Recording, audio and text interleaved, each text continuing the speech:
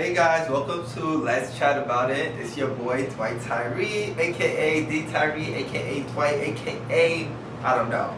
But we're here to chat about hot topics that's going on in pop culture. There was a lot of stuff that happened this week, and I just wanted to take some time to talk about it with you guys. I want to know your opinion, what information you found out about the topics I may be talking about, things that I might not have said. Feel free to comment, feel free to subscribe. First, I want to start off with the BET Awards. The BET Awards was, I believe, Tuesday. They did it earlier this month, which is different than any other year. So I was surprised at first because I didn't even know what was coming on. But it definitely gave nostalgia, like early 2000s vibes. We had Bow Wow performing, we had B2K, we saw Keisha Cole, and so many artists definitely received their flowers as well. With the Bow Wow performance, a lot of people were upset because they wanted Ciara to perform as well, which is crazy because they broke up so many years ago and there was alleged trauma in their relationship.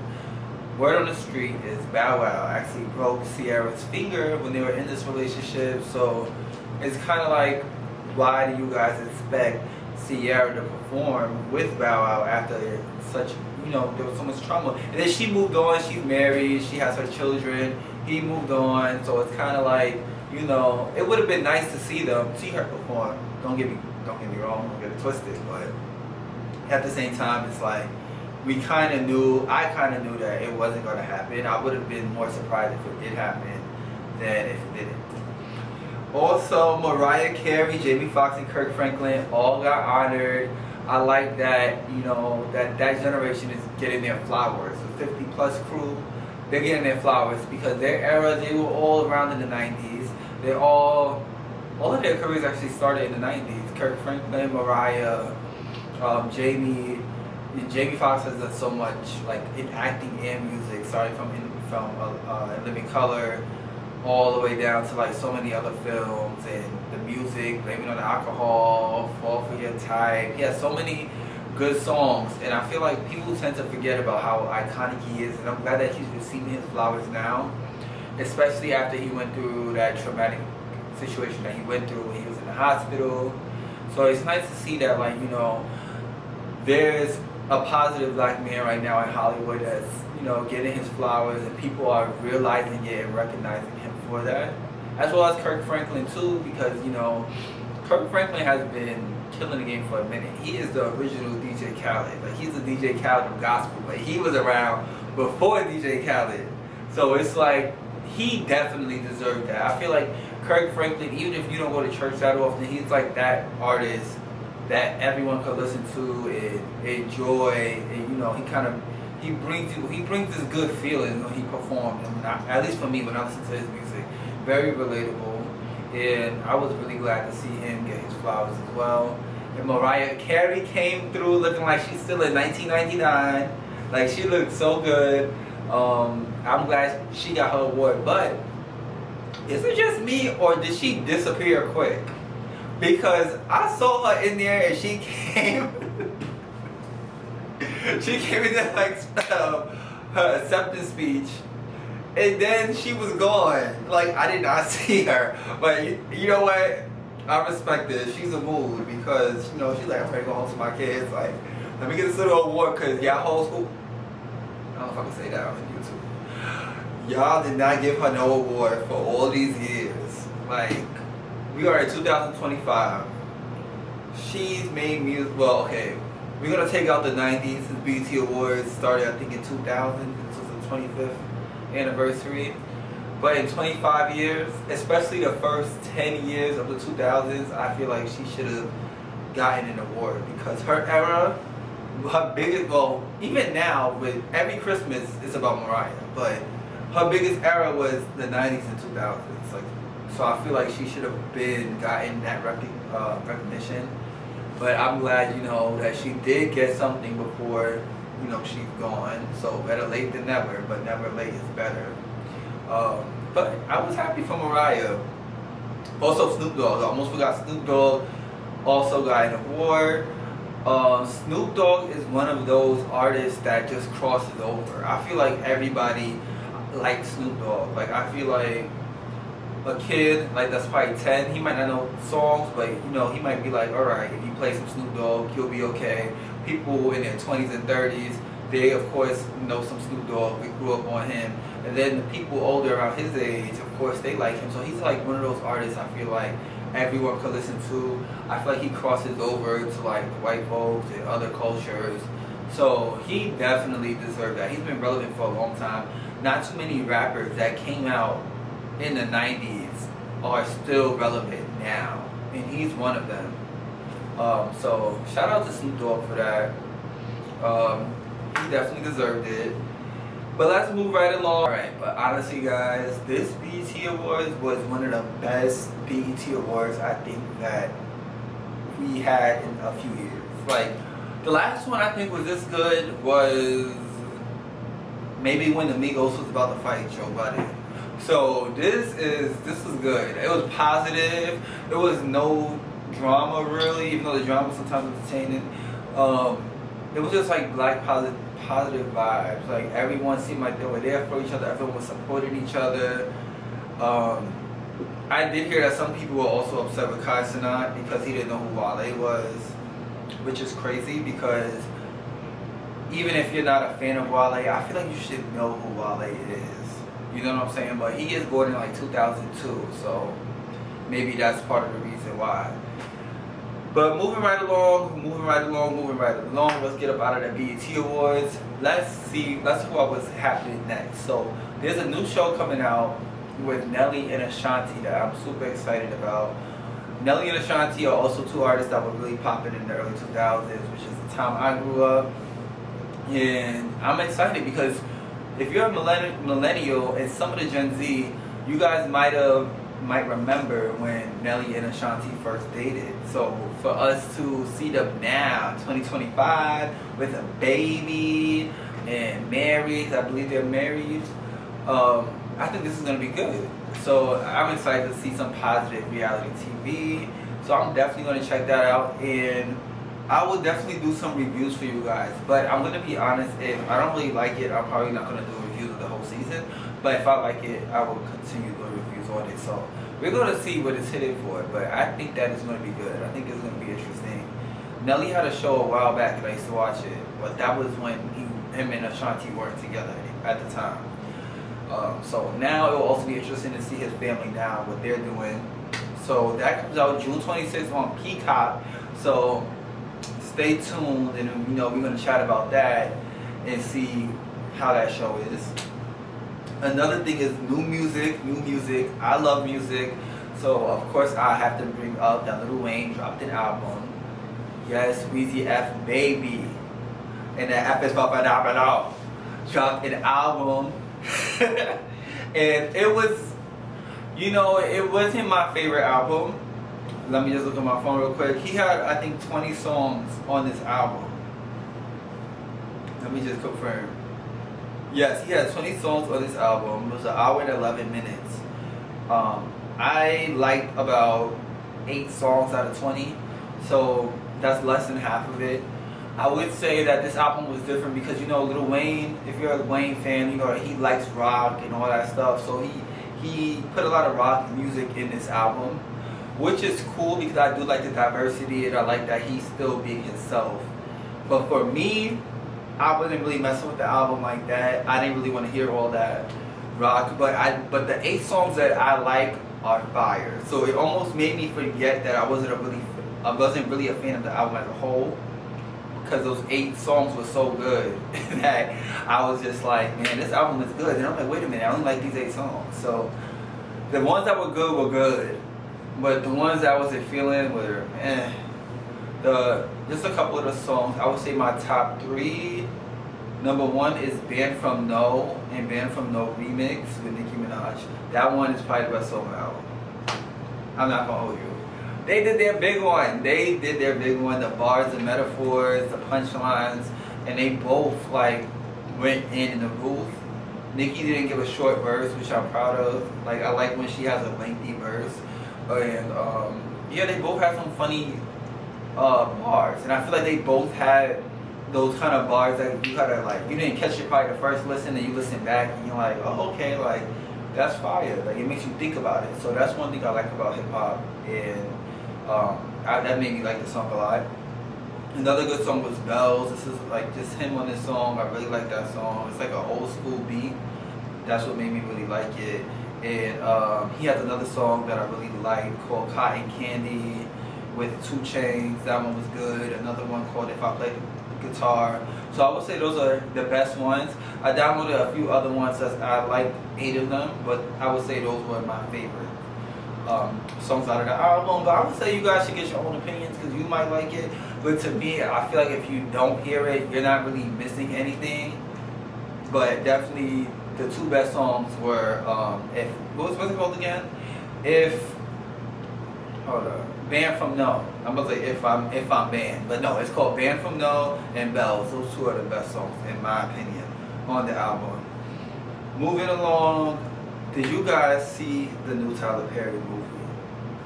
So Tyler Perry dropped a movie called Straw, and it was a really good movie. Sometimes with Tyler Perry, I'm not gonna lie, it could be a hit or miss, or it could be really good with corny parts. But I would say that this was like the best movie that he's dropped in a little minute.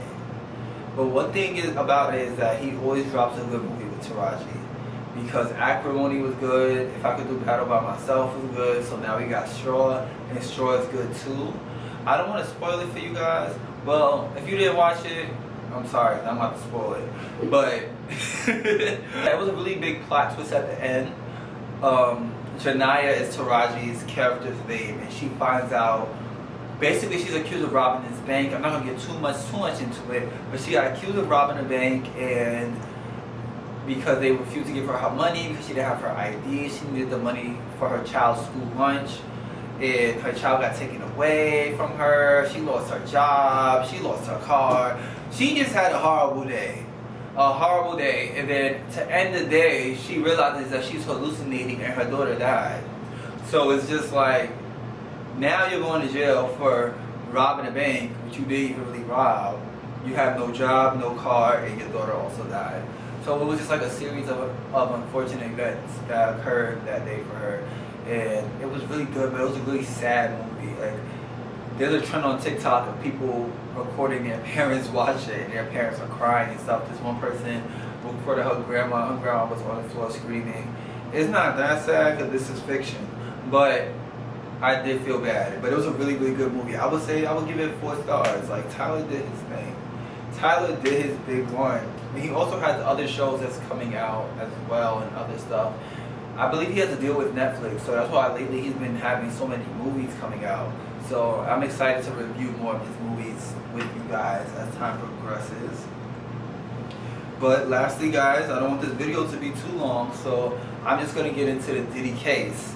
So the Diddy case has had me at the edge of my seat, biting my fingernails. Like, I'm just so invested in this case. Like, literally every day I check updates. I didn't check today because it's a weekend, but during the weeks I check the updates, and there's just so much happening in this case. And you know, a lot of people I do see are still supporting Diddy. You know, most of us like Diddy to a certain extent at some time, or there's a song that we like. He did his big one on last night with Keisha Cole and Hello Good Morning. But it's like, you gotta hold people accountable. So Diddy has done so much. Right now there is someone going by the name of Jane Doe. I don't think I'm going to say her name because I heard that she's suing people, or people are getting sued for saying her name, and I'm not about to get sued for money that I do not have. So Jane Doe was allegedly somebody's baby mother, a New York rapper. We're going to put it like that. So she's like, she had a relationship with Diddy, and like, she seemed like she was into the freak offs from what the story is saying, but through like, they released text messages and stuff and voice notes from them, and he called her his crack pipe. So I guess he's trying to say he's addicted to her. I don't know. But it seemed like she was interested in these freak offs. She enjoyed it. She requested it at times. But her issue was him dealing with other women. She was jealous of a woman named Gina that Diddy was involved with. And as everyone knows, Young Miami, aka Carisha, was also involved, and she crashed out because he took her to the Chanel store and he took her to Turks and Caicos, and apparently, allegedly, their birthdays are like the same week. So I guess he brought her a gift, but he didn't take her on vacation. He took Young Miami on vacation. He also didn't allow her to post him or post if they were at the same place. Let's say they're like somewhere together on vacation or something, or at the same hotel. She wasn't allowed to post certain things that would make people be able to put them together. But Young Miami, he's showing her off. Everyone knows they're together. So this woman sounds like she was very jealous. He was paying her rent and all this stuff. And I feel like she got used to that lifestyle. I'm not saying that Diddy's right, because I do not agree with anything that he did, but I feel like this specific person, she kind of sounds like she was into it, but she just didn't like that he wasn't exclusive with her. Like, he wasn't only messing with her. He had other women involved. Now, when it comes to Cassie didn't want to do the freak offs most of the time, and I feel like he took advantage of her. You know, he forced her to do these things, even with UTIs and sores in her mouth and on her period, and you know, he would beat her, then expect her to have sex right after getting beat. So it's just really crazy.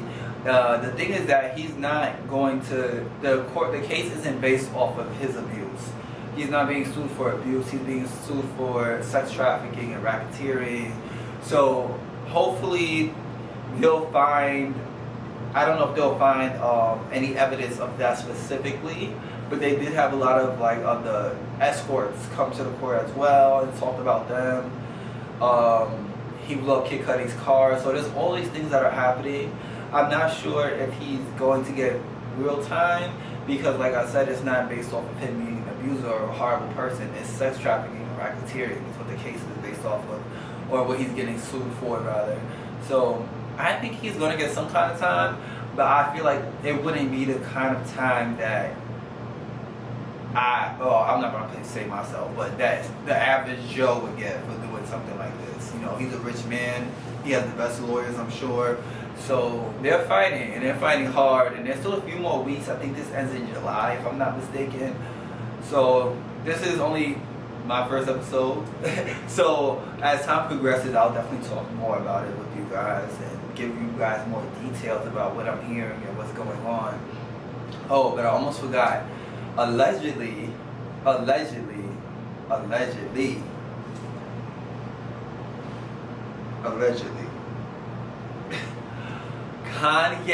West allegedly was involved in these freak-offs. Allegedly times 7. Kanye West was allegedly involved in these freak-offs. And that's why people are saying that he showed up to the courts. He's allegedly been in talks with Diddy's sons and been supporting them and checking on them throughout this time that Diddy's been in jail, which in a way is like, alright, cool, check on the kids, you know. But it's like kind of like weird to me that he showed up to the case. A lot of people were saying that, you know, his friends like Mary and Lil Kim and Jay-Z should have been there. Why the hell would they go? I wouldn't go if I were them. You know what I'm saying? Like, why would you want to put yourself in that situation if you have a career, you have good things going for you? Why would you want to have people think that you support what he's doing, regardless of him being your friend or not? Wrong is wrong. He's whooping on people and sex trafficking and drugging and all this ecstasy and coke. And why would you think that? Why would you? I don't know why people expected his quote unquote friends to come. And even if they did come, you guys would talk about them for being there. So that's stupid. But Kanye showed up and look at a mess with his outfit. It looked like it was a size too small. But yeah, allegedly they saying that him and his wife Bianca, and people were trying to think it was Jay-Z and Beyonce, and it wasn't, were involved in these freak-offs, allegedly. And they're saying that Kanye might have even had his own freak-offs. So this is crazy. But the Jane Doe, who is a rapper's baby mother, people have been saying that he's been throwing shade on Instagram about her. But all I'm going to say to give you a clue, if you don't know who it is or have an idea of who it is, this person is also doing, well, Jane Doe's baby daddy is doing a Netflix documentary allegedly on the Diddy case as well because he's petty. But we shall see how that goes. I can't wait to hear about that. But alright guys, I'm gonna wrap it up here. I enjoyed our little chat. Please follow, please subscribe. Add me on Instagram at Prince with 2 I's, 2 E's and an underscore. You could follow me on TikTok at Tyree Jackson. Hold on, let me check. I don't even know what my TikTok name is. Tyree Jackson 5 is my TikTok. My Twitter is, or my X rather, is Dwight Tyree. So guys, follow me, subscribe. This is only the first episode, so I have so much more content for you guys. I can't wait till you guys watch some more, and I'll see you soon. Bye guys.